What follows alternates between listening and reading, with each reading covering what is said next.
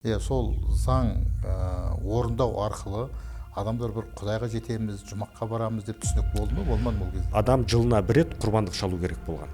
Ол күнәсінің құнын өтейтін құрбандық. Енді Иса айтады, мен соны өзім өтеймін дейді. Ал Исаға дейінгі уақытта адам сол құрбандықты шалу арқылы сол күнәсінен тазаланып тұрған соның белгісі ретінде болған. Бірақ енді ол әрине ол тоқты тірі адамның күнәсінің құнын өтей алмайды ғой. Әсіресе мына оңтүстік Қазақстан жақта сол қыз келіншектер күйеулерінен таяқ жеп жүреді. Күйеуім ғой, кешірем ғой деп таяқ жеп, өмір таяқ жеп жүреді. Бірақ бізде көп біздің қазір Қазақстанда болып жатқан ол бірінші 3-4 әйел ала беру. Тіпті біздің осы зайырлы мемлекеттің заңы бойынша оған рұқсат етілмеген. Ол тек кел кітапхана бойынша емес, жаңа осы біздің заң бойынша да рұқсат етілмеген бірнеше әйел алуға.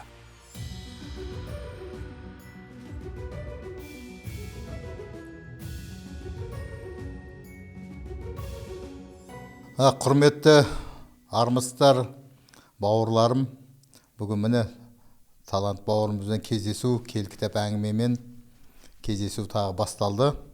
Өткенде біз таудағы уағыз Иса Мәсіхтің Құдай патшалығына нағыз шынайы бақыт деген не екенін талқылап, кішкене сол туралы әңгіме жасаған болатынбыз.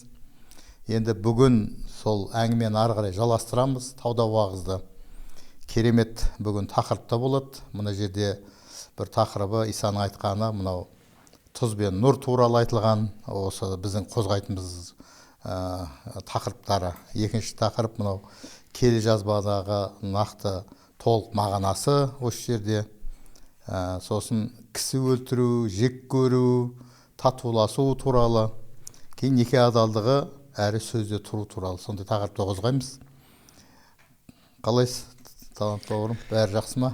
Жақсы. Көңіліңіз бәрі дұрыс па? Құдайға шүкір. Жақсы. Жақсы, менде осы жерде сұрақтарым бар.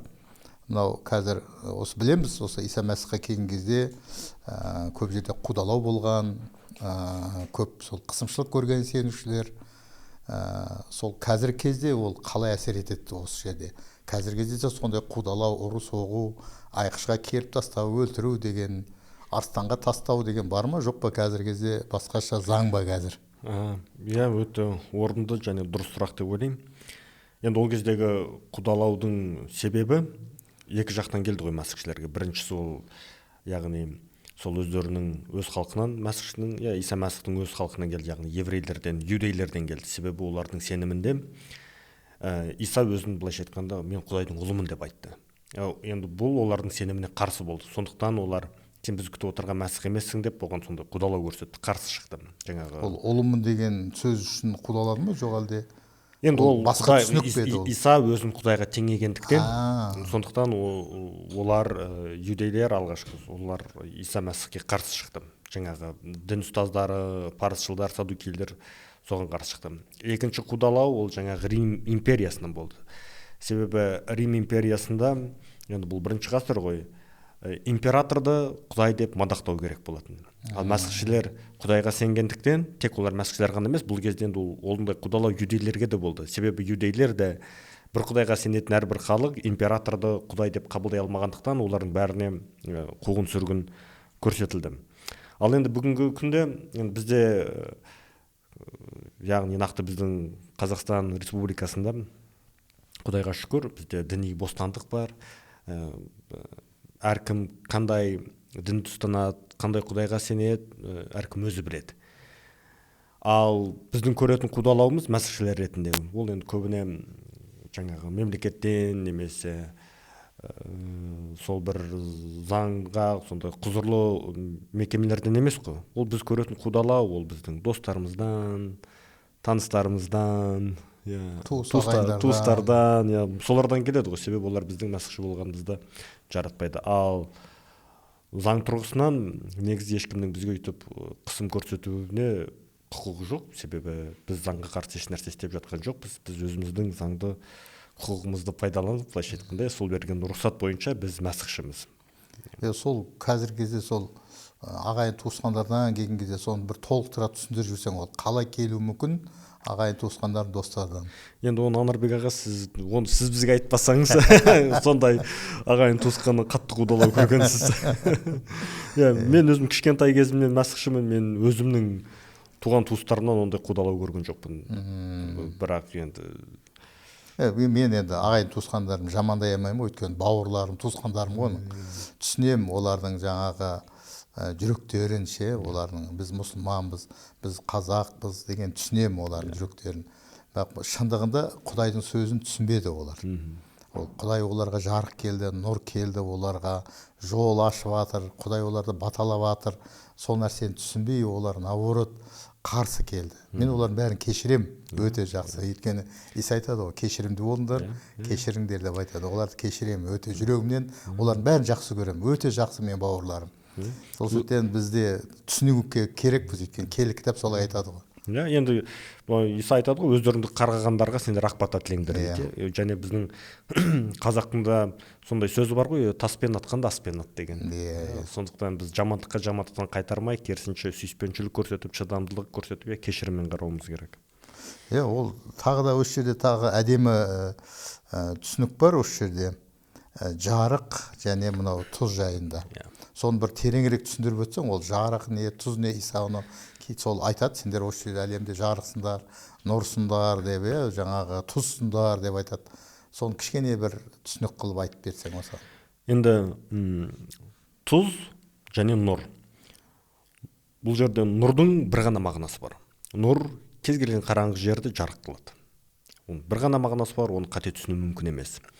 Ал тұз тура осы біздің үзіндіде ол көп мағыналы сөз. Себебі Иса өзінің шәкірттеріне және соны естіп отырған өзінің шәкірт емес адамдарға тұз деген кезде, олардың басына тек қана тұз тамақты дәмдеуіш ретінде ғана емес, әртүрлі мағынадағы қолданылатын бұл сондай бір зат болған. Себебі тұзды мысалы біз киелі кітаптан оқып отырсақ, оны бір жағынан айтады ғой, удобрение дейді ғой, сол ретінде қолданылған көне заманда. Немесе оны жаңағы құрбандық шалынған кезде сол құрбандыққа қосқан, немесе ол жаңа туған сәбиді соны жуындыратын, тазалайтын сондай бір құрал ретінде де қолданылған. Сол тұз бұл жерде көп мағыналы. Яғни бұл жердегі сол осы барлық мағынаның бір неме дейді ғой, тоғыз сөздің толықтай түйін. Сол бұл осы көп мағыналының бәрін бір біріктіріп ұйымдастырып тұрған бір мән, ол түбегейлі пайдалы болу керек болған зат, қандай да бір себептерге бола өзінің сол пайдалылығын жоғалтып алса, енді ол ешбір керексіз болып қалады деген сөз. Бірақ осы нұр деген сөз арқылы ол осыны көрсетеді. Бірақ сендер менің осы жер бетіне және осы менің соңымнан ерушілердің бәріне нұр болыңдар. Яғни олардың өмірлеріндегі түнектің бәрін жеңіп шығатын сондай нұр болыңдар, ешбір қараңғылық болмасын дейді. Енді осы жерде тағы бір қызығы, Иса тек нұр мен тұзды ғана қолданып тұрған жоқ, ол сонымен қатар ол шамды қолданады, және ең нәрсесі мына жерде ол қаланы қолданады. Мен қазір көрсетейін, ол қай жерде ол аяды. 14-ші аятта, сендер дүниеге Құдай жолын көрсететін нұрсыңдар, төбе басына салынған қала жасырынып қала алмайды дейді. Енді біз бұл жерде бұл нақты қай қаланы айтып тұрғанын біз білмейміз.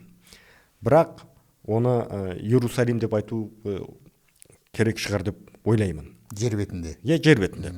Себебі енді Иерусалим ол шын мәнінде де сол таудың басында тұрған қала, жоғары жағында тұрған қала.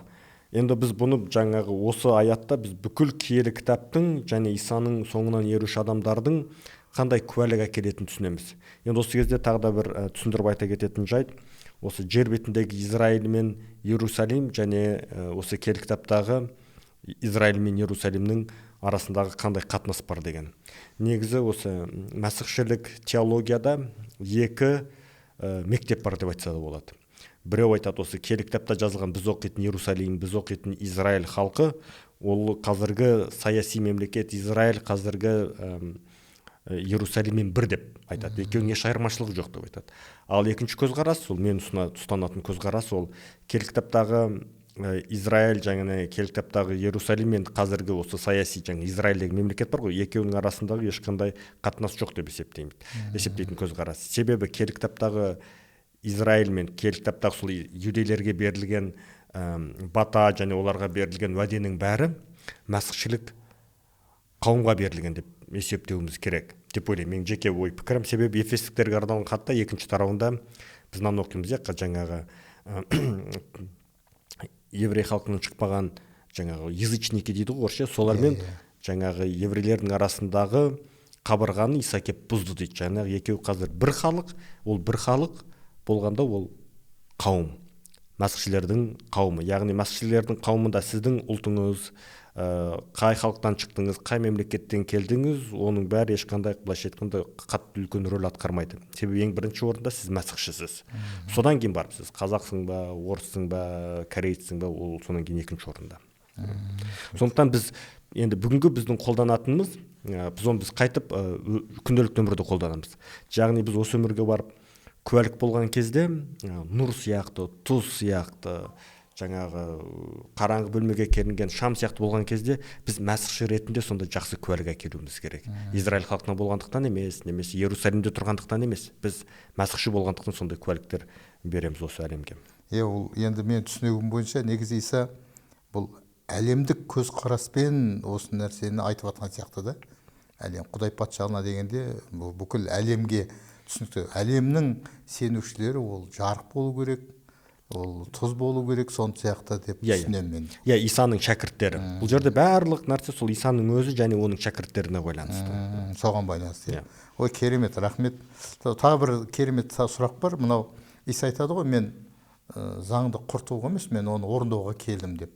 Және киелі жазбаның күшін жоюға емес, не дейді, оны мен мағынасын көрсетуге келдім деп, негізі күшінде.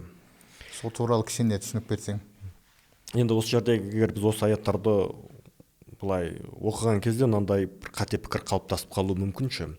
Иса осылай деп айтқанымен, енді осы заңның былайша айтқанда заң мен Исаның арасындағы бір қайшылықтар немесе бір қарама-қарсылықтар бар деген бір қате ұғым қалыптасып қалуы мүмкін. Бірақ шын мәнінде Иса айтады, осы Таурат заңының тіпті бірде-бір әрпі, тіпті бір кішкентай сызығы да күшінен айырылмайды дейді. Осындай сөздерді айтады да, ол ары қарай ол өзінің не істеу керек екенін айтады.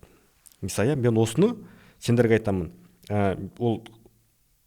Мен Таураттың пайғамбардың жазбаларының күшін жою үшін келді деп ойламаңдар. Мен оларды жою үшін емес, қайта толық мағынасында жүзеге асыру үшін келдім дейді. Яғни бұл жердегі екпін мынаған қойылған. Мен, Исаның айтады, мен өзіме тапсырылған және өзіме міндеттелген нәрсенің бәрін толығымен орындап шығамын. Және соның бірде-бір титтей де болсын сызығы орындалмай қалмайды дейді. Мен жоспарланғанның бәрі жүзеге асады деп тұр. Сондықтан мен Таурат заңын толығымен орындаймын. Және енді ол Иса былайша айтқанда сол Таурат заңын толығымен орындап, және содан бізге заңның құлдығынан бізге бостандық беруші ғой. Себебі Таурат заңы дегеніміз не? Таурат заңы дегеніміз шынында ол осы Мұса пайғамбар арқылы берілген 10 өсиеттің талқылауы. Немесе оның әрбір қадамы қалай жүзеге асу керек. Енді Иса айтады, мен соның бәрін мен орындаймын. Себебі сендердің ешқайсың орындай алмайсыңдар. Оны ешбір адам баласы, ешбір пенде істей алмайды. Оны тек мен ғана орындай аламын, толығымен. Мен соның бәрін орындаймын, және сендердің күнәларың үшін мен өзімнің жанымды осы құрбандыққа беремін деп тұр. Сондықтан осы титтейде бір әрпі немесе сызық орындалмай қалмайды деген кезде біз осылай түсінуіміз керек. Иса Мәсіхтің жоспарлағанның бәрі толығымен жүзеге асады. Ол еш нәрсені ұмыт кетпейді, еш нәрсе қалыс қалмайды дегенді білдіреді. Сол заң орындау арқылы адамдар бір Құдайға жетеміз, жұмаққа барамыз деп түсінік болды ма, болмады ма ол кезде? Енді ол әртүрлі қалай талқылау, әртүрлі көзқарас пікірлер бар. Кейбіреулер айтады, адамдар сол заңды орындау арқылы құтқарылатын дейді. Себебі құтқарылады дегенде қалай? Заңның ішінде мынандай бір таптар бар. Адам жылына бір рет құрбандық шалу керек болған. Ол күнәсінің құнын өтейтін құрбандық. Енді Иса айтады, мен соны өзім өтеймін дейді. Ал Исаға дейінгі уақытта адам сол құрбандықты шалу арқылы сол күнәсінен тазаланып тұрған соның белгісі ретінде болған. Бірақ енді ол әрине ол тоқты тірі адамның күнәсінің құнын өтей алмайды ғой. Оның өтейтін ол тоқты сол кезде Исаға дейінгі уақытта как былай символ ретінде қолданылған. Ал енді соны Иса өзі жүзеге асырып, өзі орындап тұр. Ол себебі 100% адам және 100% Құдай. Сондай болғандықтан. Негізі Иса Мәсіхтің құрбандығы арқылы адамдар неге жұмаққа бара алады. Негізі солай ғой, негізі ол. Тоқты арқылы емес. Тоқты арқылы емес, тек Иса Мәсіхке деген сенім арқылы. Ал тағы бір осы заңға байланысты пікір, енді ол елші Паул жазады. Мен оныкін дұрыс деп ойлаймын. Мен де сондықтан заң ол ешқашан адамды күнәдан құтқарып, және тозақтың отынан сақтау үшін берілмеген. Ол заң ол адамның қаншалықты күнәһар екенін көрсету үшін берілген. Ой, керемет, рахмет. Сол мына жерде айтады ғой, енді кісі өлтірме, ол сол бір нәрсе айтылады, бірақ ол сол нәрсемен түсінік берсең, сол кісі өлтірме деген кезде, ол не мағынада айтып жатыр осы нәрсені Иса? Мына жерде айтады, кісі өлтірме, неке адалдығын бұзба, егер неке адалдығын бұзба, және ол мынандай бір салыстырмалы сөздер айтады, заң айтады, сен кісі өлтірме дейді. Бірақ сен өзіңнің ішкі жан дүниеңде, ойыңда біреуді жек көріп, оны сен ешбір пайдасызсың, еврейде осы өтірік айтпасам сол сөз рака, сенің ешқандай бір пайдаң жоқ деп айтсаң, сен сол кісі өлтіргенмен бірдей боласың дейді. Немесе неке адалдығын бұзба дейді. Сен техникалық тұрғыда біреудің әйелімен барып тек жату ғана емес, тек егер сен соны ойласаң, сен сол бәрібір күнәһарсың дейді. Неге бұл жерде осы адамның қаншалықты күнәлі екенін көрсетеді бір жағынан, екінші жағынан Құдайдың алдында еш нәрсенің тыс қалмайтынын көрсетеді. Себебі Құдай ол киелі құдіретті Құдай болғандықтан ол әрбір күнәні көреді. Ол адамның істеген ісін, айтқан сөзін көреді. Және сонымен қатар ол адамның жан дүниесінде қандай қалау ниеттері бар, оның қандай арам пиғылы бар, соның бәрін көріп тұр. Яғни осы аяттар арқылы біз Құдайдың қандай ұлы екенін түсінуіміз керек. Оның қандай құдіретті екен, және оның адамның ішкі жан дүниесіндегі ешкім білмейтін, ешкім көрмей тұрғанды да, осы жүрегінің түкпір-түкпіріндегі бәрін білетінін түсінуіміз керек осы сөздер арқылы. Сол тағы да айтады ғой, бұл жерде сен біреу ренжіп тұрасың, біреуге бір ренжісің бар, сөйтесің де сый әкелесің, ол сыйың қабыл болмайды деп айтады. Енді дұрыс қой, енді адамзатқа берілген екі ұлы өсиет. Біріншісі Құдай еңді сүй, екіншісі маңайындағы адамды сүй дейді. Егер сен маңайындағы адамның бәрін жек көріп, қызғанып, оларға ренжіп, оларға өкпелеп, ешкіммен қарым-қатынасың дұрыс болмай тұрып, сен Құдайдың алдына көзге көрінбейтін Құдайдың алдына кеп сыйынып дұға етесің. Енді былайша айтқанда, сен көзге көрінетін адамды сүймесең, сен көзге көрінбейтін Құдайды қайтып сүйесің.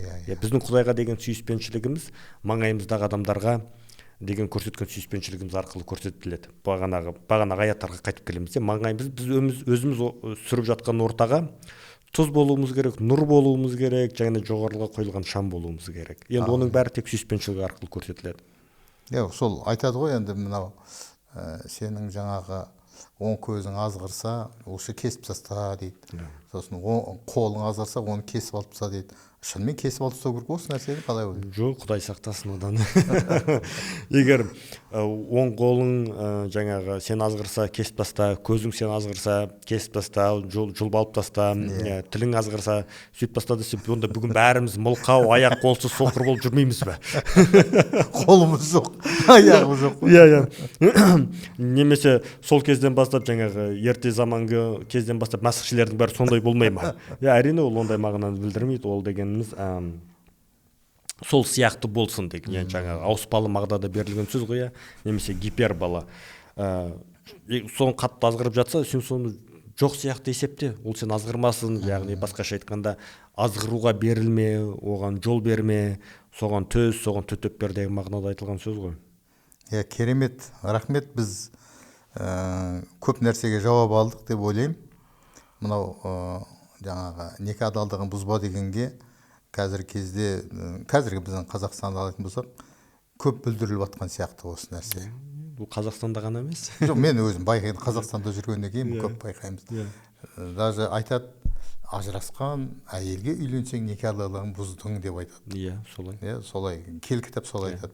Осы нақты түсіндіріп берсең, енді қалай өмір сүреміз, қалай болған дұрыс? Енді бұл деген өте қиын, күрделі сұрақ та. Негізі осы киелі кітаптың тәліміне сай мәсіхшілерге тек екі жағдайда ғана ажырасуға рұқсат етілген. Олар ажырасуға міндетті емес, бірақ рұқсат етілген. Біріншісі, неке адалдығы бұзылған кезде күйеуі немесе әйелі бір-біріне қарсы неке адалдығын бұзса, сол кезде ажырасуға рұқсат етілген. Екіншісі, мысалы, екеуі де сенуші дейік, екеуі де мәсіхші адам, бірақ біреу айтады, енді мен мәсіхші болмаймын, мен мәсіхші болғым келмейді деген кезде, сол кезде рұқсат етілген ажырасып кетуге. Себебі енді бір үйде отырып, екі сенімде екі дінді ұстану өте қиын болғандықтан сондай рұқсат етілген. Ал енді көп жағдайда осы неке адалдығын бұзу деген кезде оны біз қалай түсінеміз? Мысалы, күйеуінің әйеліне байланысты және әйелінің күйеуіне байланысты екеуінің міндеттері бар. Әйел сол әйелдік қызмет атқару керек, күйеулік қызметтерін атқару керек, парыздарын, отбасылық парыздарын өтеу керек. Кейде, мысалы, батыс елдерінде солай болады. Күйеуі немесе әйелі осы жыныстық қатынастан бөлек сол толыққанды күйеулік немесе әйелдік парыздарын өтей алмаған кезде оның неке адалдығын бұзды деп есептеп сондай рұқсат береді. Енді мен олардың айтқандарын көбімен келіспеймін, мен тек соның арасында біреумен ғана мен рұқсат беруші едім, келісе алушы едім. Ол мысалы күйеуі әйелін ұрып соғып күн көрсетпей жатқан кезде ол мәсіхші болсын, мәсіхші болмасын, сол кезде мен оны сол адамға сондай жағдайда ажырасуға рұқсат берер едім. Себебі егер оның өміріне және денсаулығына физикалық қауіп төніп тұрса, онда жерде қалуға болмайды, ол жерден кету керек. Сол кезде мен сонда рұқсат беруші едім. Ондай болмайды. Бізде енді бар ғой сенушілер, әсіресе мына оңтүстік Қазақстан жақта сол қыз келіншектер күйеулерінен таяқ жеп жүреді. Күйеуім ғой, балаларымның анасы ғой, кешірем ғой деп таяқ жеп, өмір таяқ жеп жүреді. Енді бұл біздің жақтың сондай бір өте үлкен бір кемшілігі деп ойлаймын, мәдени кемшілігі. Себебі Иса Мәсіх ол күйеудің күнәсі үшін, соның Құдаймен бірге болу үшін қан төккен Иса дәл солай, ол әйелі үшін де солай жанын беріп, және киелі кітапта осы ефестіктерге арналған хатта мынандай сөз бар. Мәсіх қауымды қалай сүйсе, күйеуі де әйелін солай сүю керек деген сөз бар. Яғни Мәсіх қауым үшін кеп, мәсіхшілер үшін осы адамдардың күнәсі үшін кеп жанын беріп құрбан болса, күйеуі де енді отбасылық жағдайда әйелінің кемшіліктерін, қателіктері үшін оны барып таяқ жегізіп ұрып соқпасын. Керісінше соның құнын өтеу үшін, соның жақсағара түсу үшін өзінің жанын беруге дайын болу керек деген. Енді сөз ғой. Бірақ бізде көп сондай қиын жағдайлар бар біздің қазір Қазақстанда болып жатқан. Ол бірінші 3-4 әйел ала беру. Ана қалада бар, мына үйде бар, бір жерде ұстап тұр. Бірақ осы сіздің ойыңызша, киелі кітап бойынша не айтады осы туралы? Енді киелі кітапта осы Тимотейге арналған хатта қауымның бағушысы болу үшін, мысалы, немесе қауымдық қандай да бір қызмет атқару үшін ол бір әйелдің күйеуі болу керек. Ол бірнеше әйелдің күйеуі бола алмайды. Енді оны әркім әрқалай талқылайды. Мысалы, кейбір жағдайлар болады. Ол бұрын үйленіп, ажырасып кетіп, енді қазір екінші әйелге үйленген адамға бағушы болуға бола ма, болмай ма? Егер менің ойымша болады. Кейбір нәрселер айтады, енді бір дегенде 2-3 әйел алуға тіпті біздің осы зайырлы мемлекеттің заңы бойынша оған рұқсат етілмеген. Біздің осы мәсіхшілік емес, жаңағы зайырлы мемлекетте әрбір адамның бір әйел бір күйеуі ғана болуы мүмкін. Егер сіз екінші некеңізді тіркегіңіз келсе, сіз бұрынғы некеңізден ажырасып келуіңіз керек. Ол тек киелі кітапхана бойынша емес, жаңағы осы біздің заң бойынша да рұқсат етілмеген бірнеше әйел алуға. Ал енді 3-4 әйел болып жүретін нәрсе, енді ол деген мәдени, сондай кейбір діни нанымдарға, сенімдерге сай, жаңағы салт дәстүрге сай сөйтіп істелінетін нәрсе, бірақ негізі біздің мәсіхшілік тәлімде біз оған рұқсат бере алмаймыз. Керемет. Жарайды, Талант мырза, өте таяп қалды, уақытымызда кеп қалды. Бүгінгі тәлім үшін рахмет. Мына керемет, бұл құдаларының артында бата бар екенін сенеміз. Өйткені әділдік үшін, шындық үшін әрдайым әр бауырларымызға сондай қиыншылық болады. түсінбеушілік болады, кейін түсініп бәрі кешірім сұрап араласу болады ағайын туысқандармен. Сол сәтте мынау жарық болу өте маңызды, тұз болу өте маңызды екен түсіндік. Өйткені тұз көзге көрінбейді, бірақ оның құдіреті күшті, дәмін келтіреді, ашытпайды деген сияқты. Сондай. Сосын бұл Иса заңды бұзуға емес, оны орындау үшін, келі кітаптың сөзін, мағынасын күшейту үшін, соны орындау үшін кепті. Және біз некадалдығын бұзбау туралы түсіндік. Ол өте маңызды. Қыздарға құмарта қарамау, қызықпау ол нәрсеге. Ол жақсы түсіндік. Соны екі нәрседен ғана ажырасу болады дедім. Үшінші нәрсені қостың тағы өзің. Ол бірінші ажырасу болады, егерде оның сеніміне қарсы келетін болса. Екінші ажырасу ол некадалығын бұзған болатын болса, или еркек, или ер кісі да. Үшінші нәрсе күн көрсетпей ұра беретін болса, онда ажыраса болады. Талант мырза біз осылай айтты деп айта аламыз ғой. Айтыңыздар. Жақсы, өте керемет. Мен ойлаймын, бұл жақсы тәлім. Сол сәттен қымбатты тыңдап отқан көрермендер, Құдай сіздерге бата берсін, жарылқасын. Міне ол Құдайдың сөзі өте маңызды. Өйткені Құдайдың сөзінен біз тәлім аламыз, үйренеміз. Бұл қанша жылдан бері пайғамбарлық жазылған сөздер. Бұл біздің халқымызға өте керек. Сондай жалған ілімдерден, жалған түсініктерден сақтайтын ілім. Бұл өте жақсы. Қаншама бауырлардан, қаншама пайғамбарлардан келе жатқан сөздер. Сол сәттен осы сөзбен бірге жүрейік. Құдай жарылғап бата берсін. Сау болыңыздар.